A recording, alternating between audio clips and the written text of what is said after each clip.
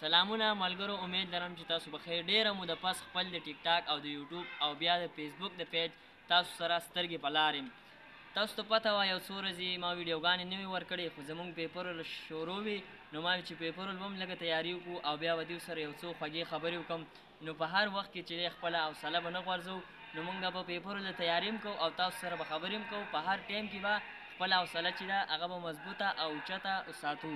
نو ځکه خو وایي چې که خپه دې وخوږي خو بیا به پاڅې، که خپه دې وخوږي نو بیا به پاڅې، خو حوصله لوېدو له مه ورکوه او د پاڅېدلو هنر هم یې زده کړه، خو اول ځان لوېدو له مه ورکوه. نو په هر ټایم کې چې موږ به محنت هم کوو او مینه محبت به هم سیوا کوو، د خپلو ملګرو سره به داسې خوږې خبرې هم کوو.